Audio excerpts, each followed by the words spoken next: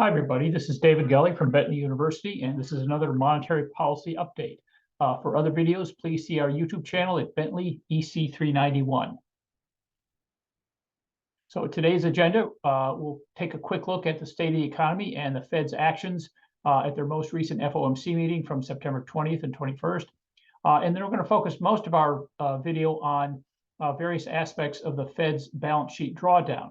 And so we'll look at what happens if the value of the Fed's assets decline to the extent they're below their liabilities. We'll ask if they have to sell any assets during the drawdown. And we'll look at what happens if the Fed's remittances to the Treasury fall down to zero. And then related to that, we'll examine how the balance sheet or the decline of the balance sheet might be transmitted to the rest of the financial system and to the economy as a whole. All right, so let's take a quick look at the Fed's most recent meeting. The idea is that inflation is starting to decline at least a little bit, though not as much as financial markets had hoped. We have a visual here in just a second. Inflation expectations, however, are falling pretty noticeably, which from the Fed's point of view is really good. The labor market is still pretty tight, but it seems to be loosening up just a little bit. And the labor force participation, while generally rising, did fall with the most recent employment data. So the meeting itself, they raised the federal funds rate up to the latest target by 0.75 of a percentage point to a range of 3 to 3.25%. They did not change the balance sheet drawdown. That's running right now at $95 billion a month. That's $60 billion in treasuries and $35 billion in mortgage-backed securities. With their summary of economic projections, they are forecasting slower economic growth and higher unemployment over the next several years compared to their June forecast. They also did project a steeper path in terms of increases in the federal funds rate for the remainder of 2022 and into 2023.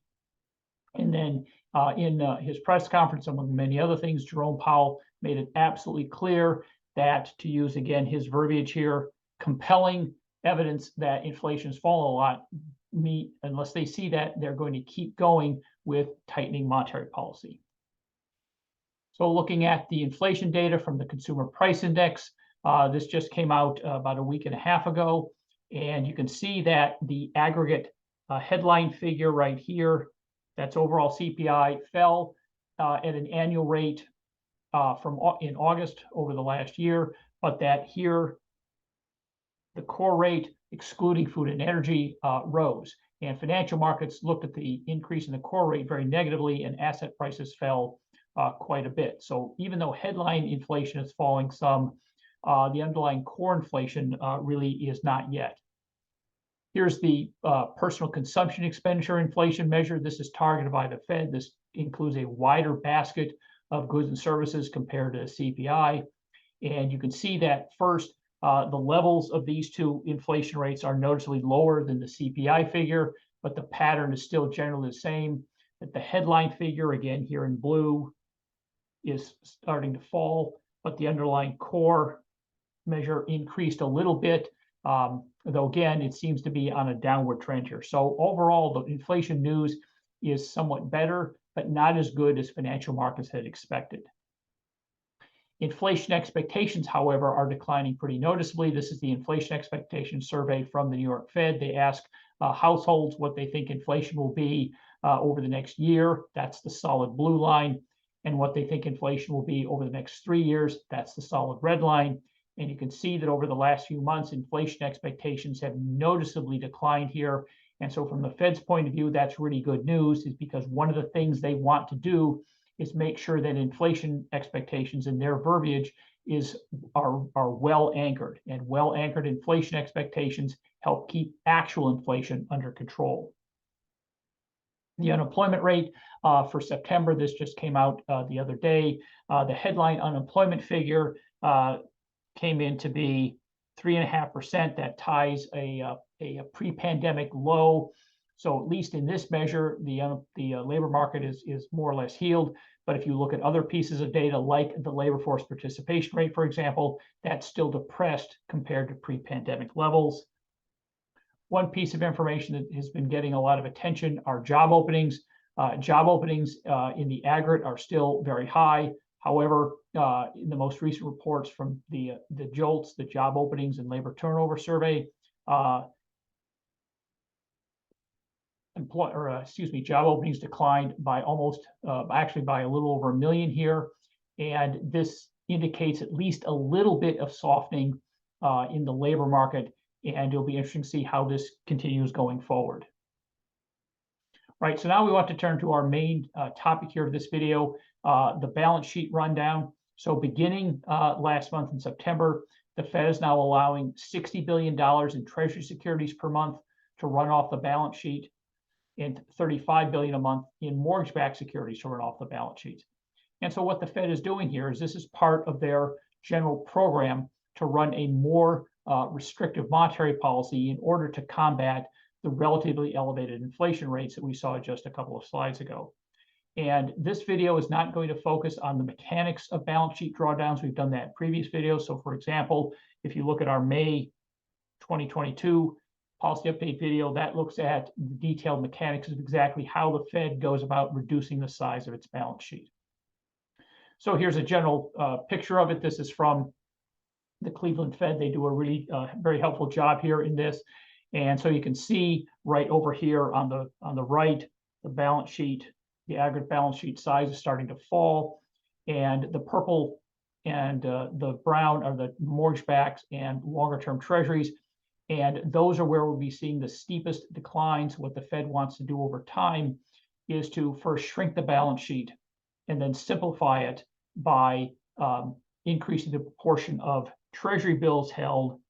And then longer term, what they want to do, and we'll talk about this here in a few minutes, is reduce mortgage-backed securities holdings to about zero. So there are a number of issues when the Fed is pulling down the size of its balance sheet. And one of the interesting questions right now, as well as interest rates rise, what happens to the value of the Fed's assets? Will they fall? And does that cause any problem? So we'll investigate that. Will the Fed have to sell any of its assets during the drawdown? Or will it be able to allow simply securities to mature and run off the balance sheet without any sales?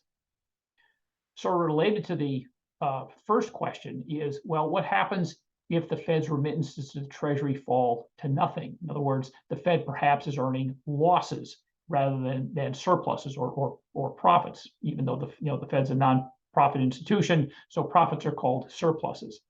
And then the last question we'll look at is, well, how might the decline in the balance sheet impact financial markets and the broader economy? So the first three questions don't really have any material impact on the conduct of policy. In other words, those are not problems, but there could be political implications. And then the drawdown, as we'll see on the economy, the impact of that is somewhat uncertain, simply because there's very, very limited experience in terms of having central banks pull down the size of their balance sheets so we can watch the impact on financial markets and the economy. All right, so what we'll do here is we'll start out with a simplified version of the Fed's balance sheet. So we're not going to include all the assets and all the liabilities here.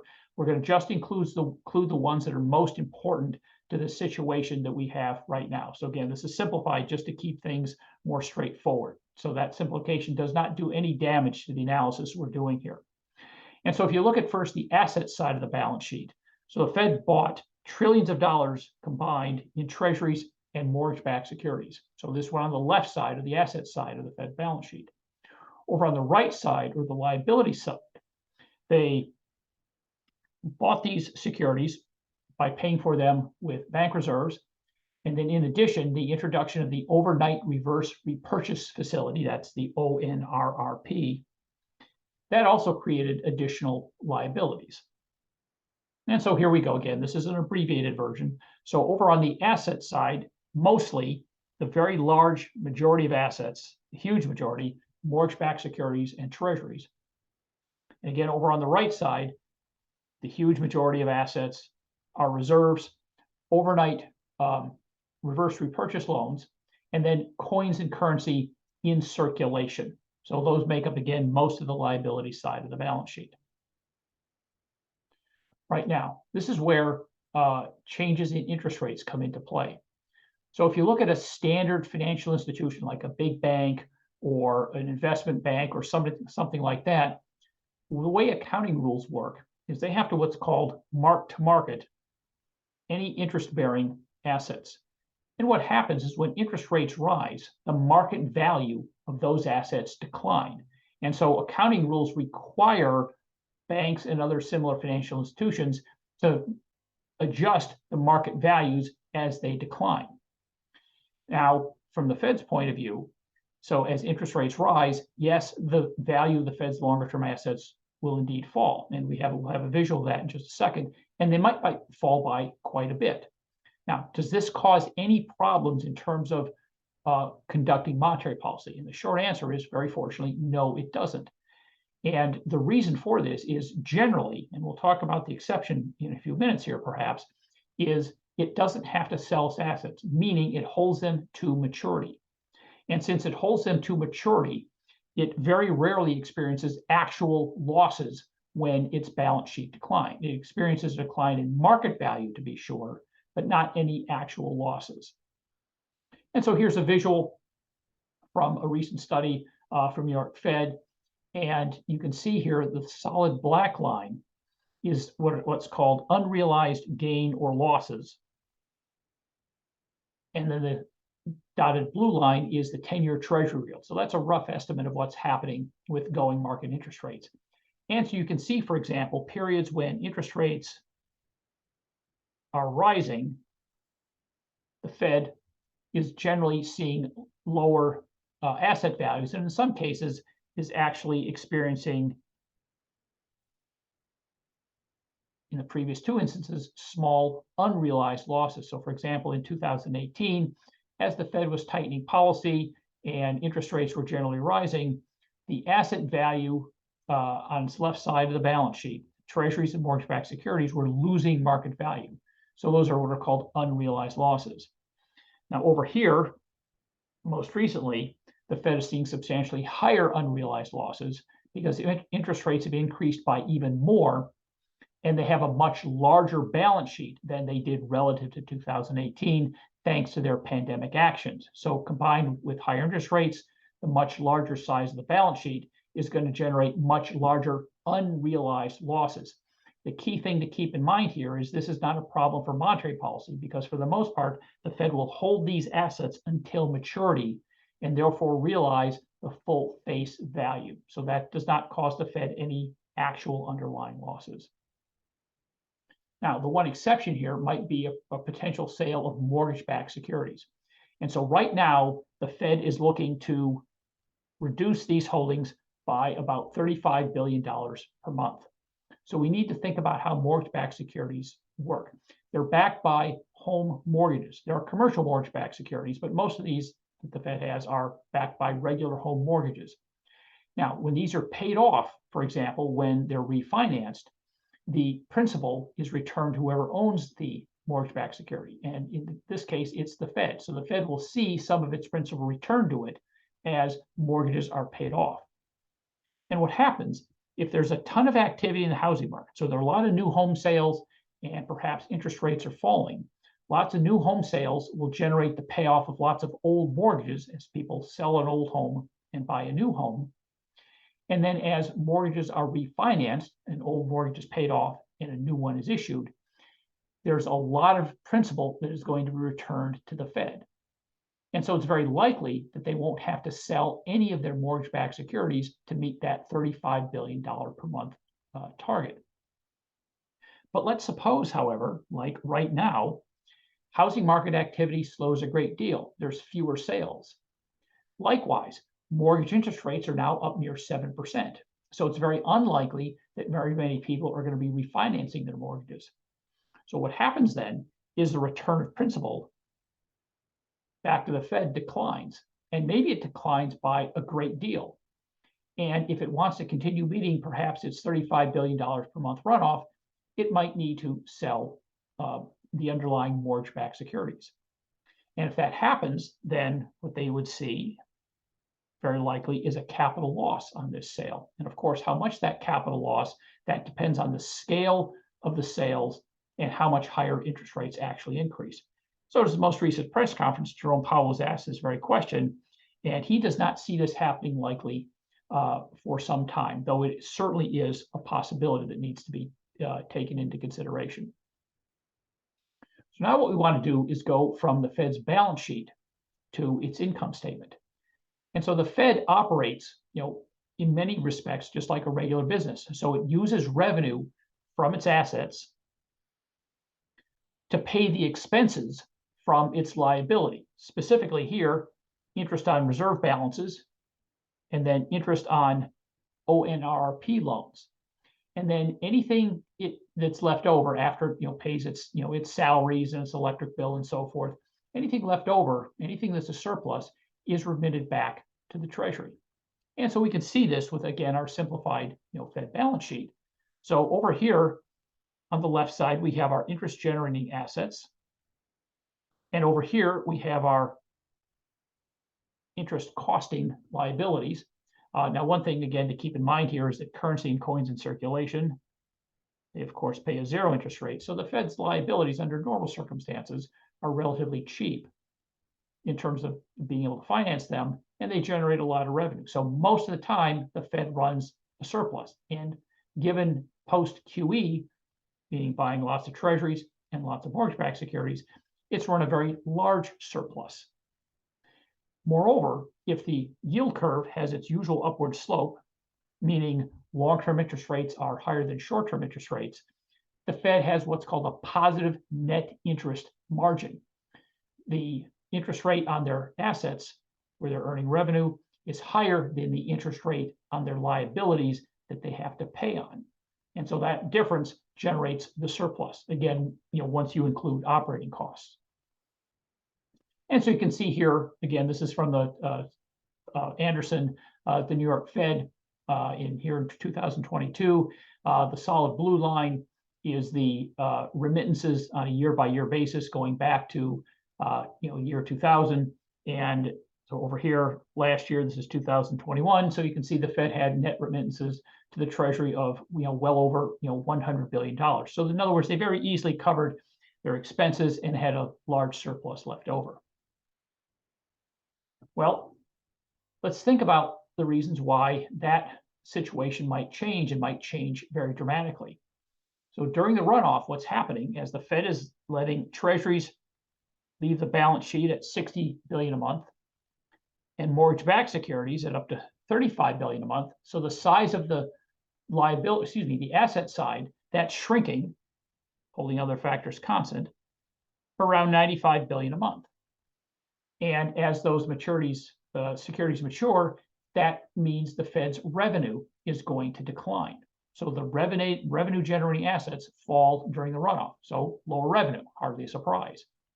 Well, over on the liability side, since assets have to equal liabilities, that also implies that the total value or volume of liabilities has to fall as well. And so what will happen is that bank reserves in the aggregate will fall. And it's also very likely that the ONRP balances will also decline. So the decline in the volume of the assets, other things equal, that says, oh, interest costs on those liabilities will decline. But here's the problem. The Fed is also, at the same time as they're running down the balance sheet, they're increasing the federal funds rate target.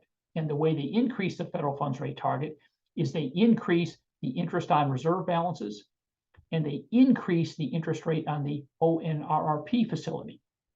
And as you increase the interest rates on those things, the interest costs rise. And what's happening here is that you have two offsetting factors. The liabilities, the volume that they're paying interest on, is falling, but the interest rate that they're paying on those liabilities is rising. And going forward, it's very likely that that aspect is going to dominate, so that net interest costs are increasing.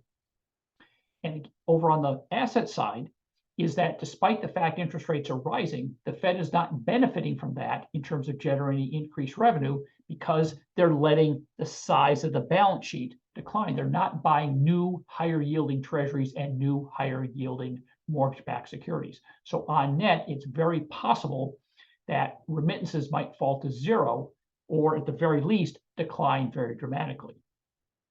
So you can see a visual here on the left side. This is a projection of the remittances to the Treasury. So this is going forward into 2023 and 2024 and perhaps 2025. And those remittances are, a benefit to the U.S. Treasury. So, last year in 2021, the Fed sent over $100 billion to the Treasury. As that falls to zero, that could cause some political complications, not monetary policy complications, but political complications. Now, over on the right chart, you see this thing called a deferred asset. And this deferred asset, according to the solid black line here, is projected to top out at around $50 billion in 2024 and the decline going forward. And the shaded areas, the sort of the light blue shaded and the dark blue shaded area, those are margins of error in terms of the projections that are being made. But the baseline projections, the solid black line, is zero remittances and a positive value of what's called a deferred asset. So let's take a look at this deferred asset thing. The idea here is that the Fed needs an accounting mechanism to account for the possible situation where they have net operating losses. And a deferred asset is a way to do that. It's a standard accounting mechanism to deal with a situation like this. And the key point to make here is this only works as long as the losses are projected to be temporary, which in this case they are. If the Fed had a real reason to think that these losses were going to be, at the very least, really long lasting, a deferred asset like this would not be an appropriate use of accounting rules and regulations. And so what would happen here, very straightforward, is this deferred asset projected, for example, from the previous slide, might top out at around $50 billion or so. And what this does is this makes sure that from an accounting point of view, assets and liabilities still balance out. All right, so this deferred asset, let's talk about this for a second here. It sounds very fishy. In other words, it sounds like some voodoo that the Fed is using to camouflage losses, when in fact it's not the case. Deferred assets are very commonly used by lots and lots of businesses. The general idea is a deferred asset is something that will produce value in the future. And this is its cousin, a deferred liability, is something that will generate an expense in the future. And so let's take a look at a non-Fed example here. Suppose that a regular run-of-the-mill business prepays its rent for a 1-year lease. Okay, so they pay it, $1,000 a month all at once up front in January. And your first question is, well, why would a business ever do that? Well, perhaps the landlord offered them a discount in a full one-time upfront payment. So that's why they might do that instead of just paying paying rent every month, 1 month at a time. So here's the key thing to keep in mind with deferred assets.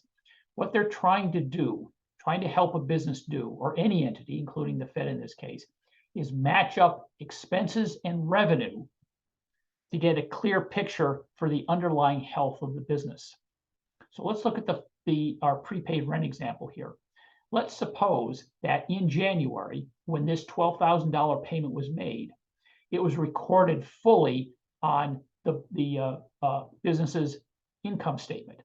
So they had effectively a $12,000 expense in the month of January for its prepaid rent. Well, given other revenue and expenses, that might make the business look like it's doing a very bad job. It's losing money because it had very high expenses relative to revenue.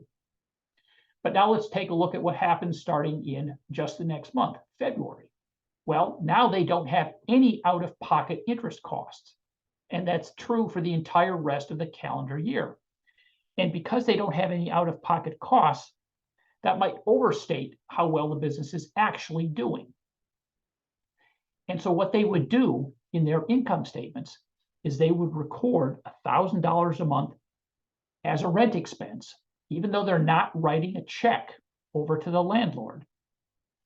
And what they're doing, and this is one of the fundamental principles of accounting, and I'm sorry to go into a little accounting side here, but this is important. The fundamental idea of accounting is that what you want to do is you want to match up the timing of the revenue and the expenses that were expended when the revenue is generated. And so what our business is doing is every month they're spending $1,000 for their place of business, and that's matched up with the revenue that they earn during that particular month. And so what this is, it's a way to time properly the revenue and the expenses.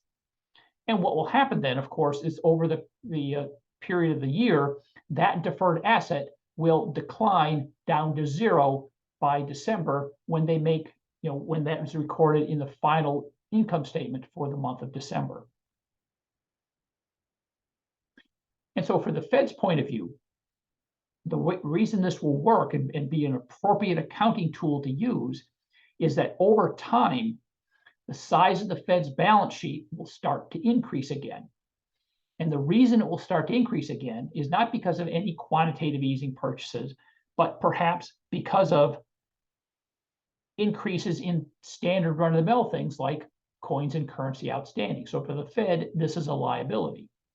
And so once these and other assets start to increase, the Fed will acquire more interest-earning assets.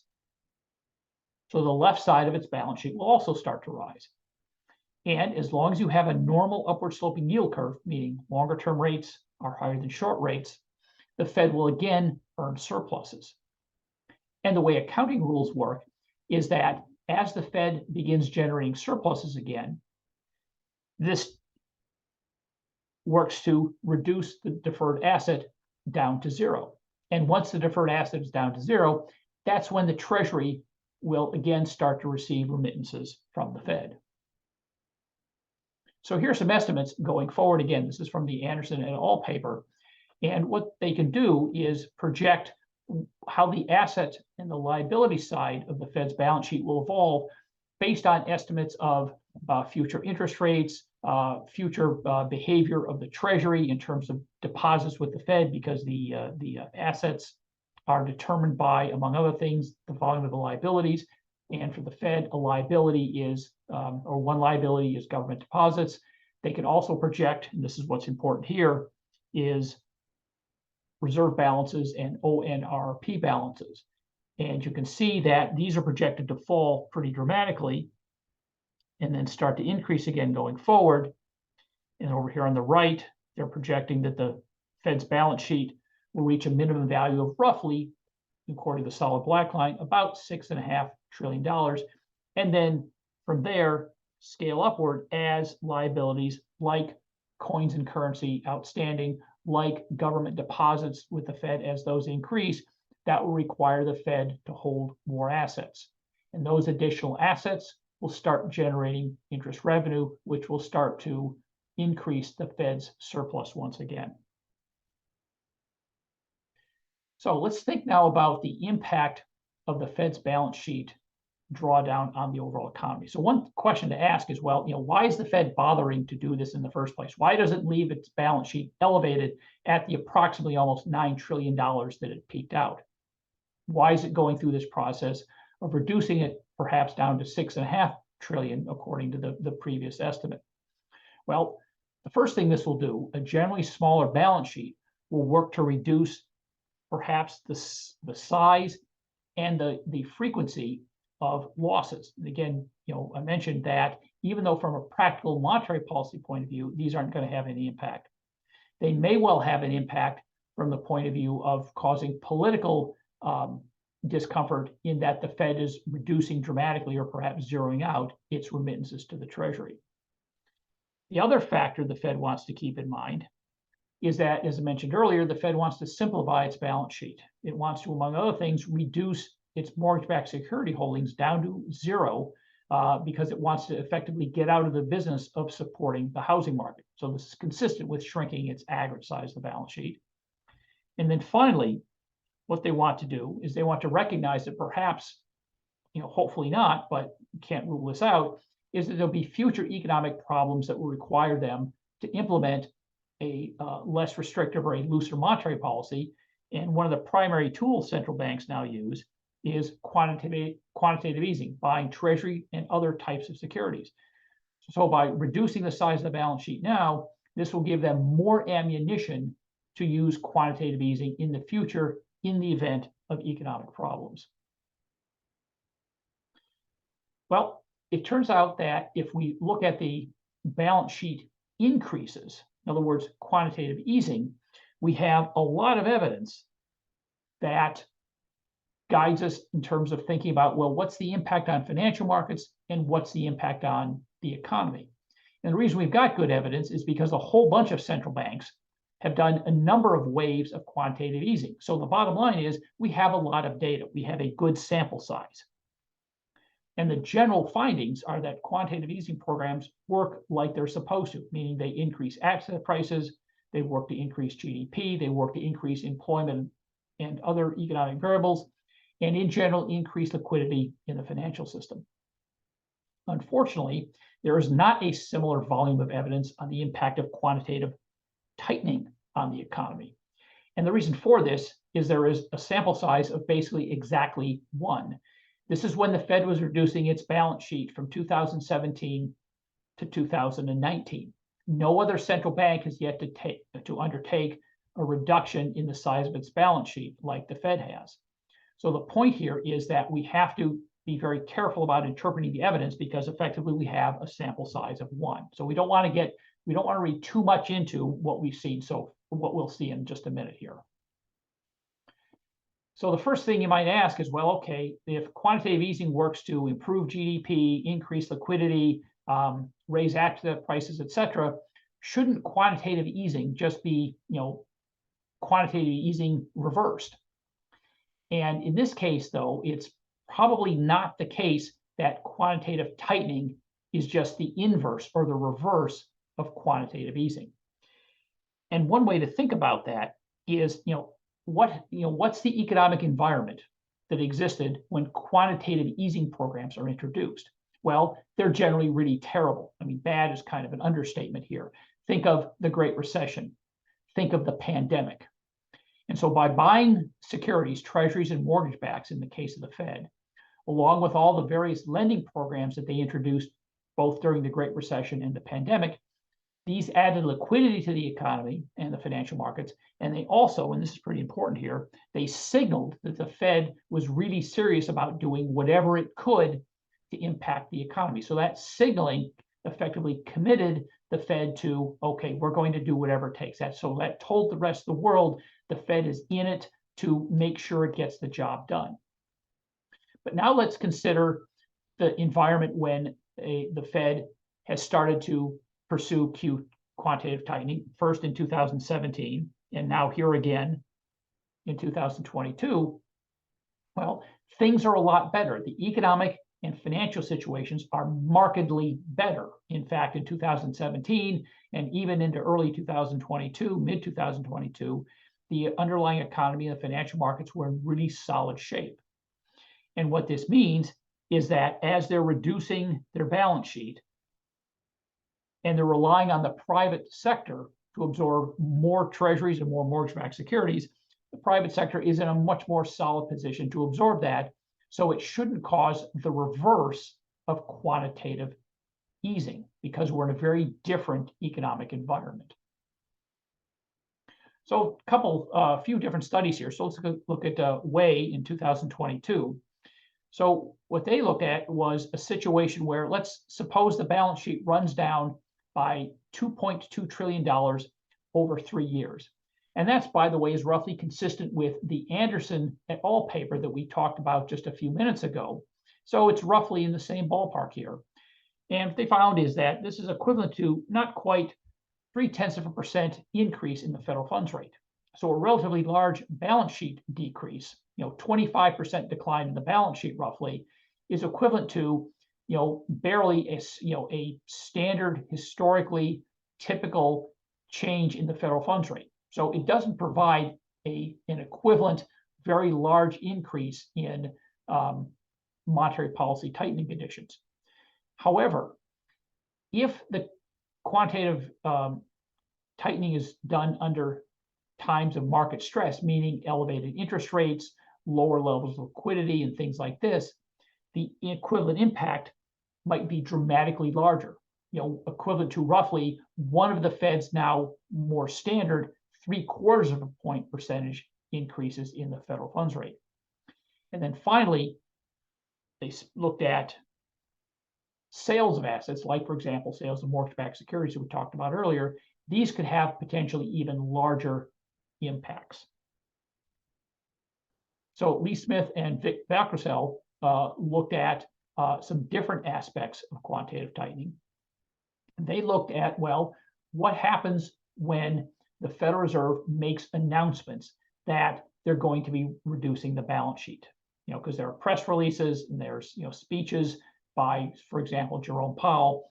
And so these announcements provide financial markets and the rest of the world with information about the Fed's plans. And so when the Fed releases its plans, what they looked at is, well, do financial markets react to these announcements of plans? And the general finding is that they don't really. So when the Fed announces, oh, we're going to be reducing the size of the balance sheets, they didn't find that there was very much reaction in a whole range of financial market variables. So the financial markets are saying, well, this is not that big of a deal. And what's important to note here is that their findings are completely contrary to the general findings of QE-related announcements, quantitative easing-related announcements. When these are made, financial markets would typically react very dramatically. And so this suggests that quantitative tightening is not the inverse of quantitative easing, like we had talked about earlier, just a couple of slides ago. And Achira took yet another angle on quantitative tightening. So what he did is that, well, let's think about what QE did in terms of impact on the financial system. So one of the things, I'm just going to focus on this just to keep us focused on just one narrow, clear thing here. Looked at the expansion of business lines of credit.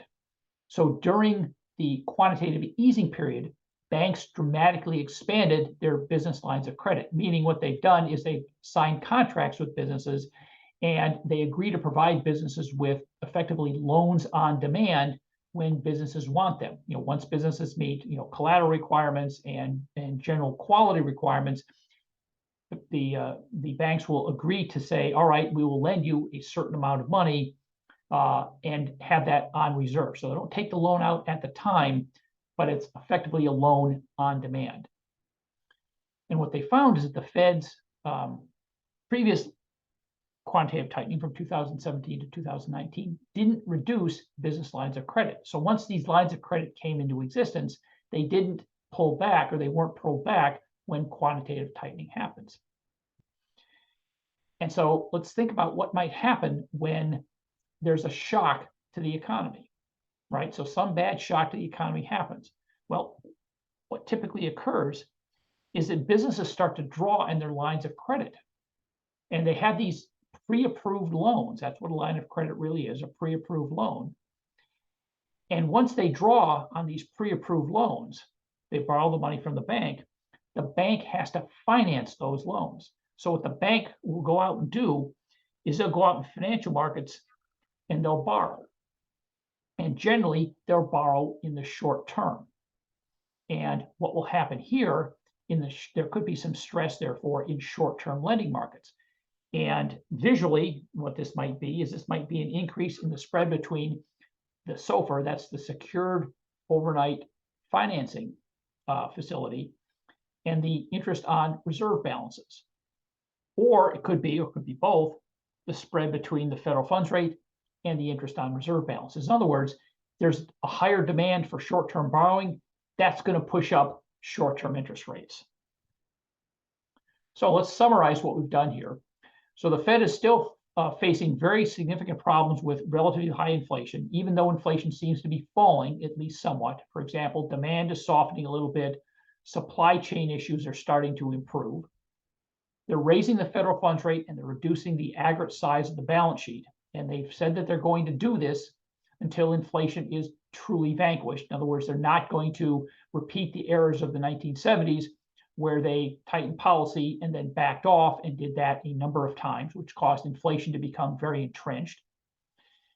There's a chance that these actions might cause losses on the asset side of the balance sheet when interest rates rise. That is not a big policy deal. It's also very likely to the remittances to the Treasury, as we've said, will fall quite a bit and maybe even drop down to zero. Now, politically, I can't emphasize enough, this might cause a lot of excitement, but from a policy point of view, it's not going to be any big deal at all. And that the balance sheet drawdown, its impact on the economy and financial markets isn't certain, simply because we have very little data to work from. But what we want to keep in mind here is that there is risk that as the Fed's balance sheet declines and as there's a general reduction in liquidity in the US financial market, that could put some strain on the Treasury market. That could put some strain on the short-term lending market, as we saw in the previous slide. In fact, remember in September 2019, as the Fed was drawing down its balance sheet, we saw some short-term spikes in the short market. And as a consequence, the Fed has to pay very careful attention in its current balance sheet rundown to make sure that that doesn't happen again. All right, thank you for everybody. Thank you very much.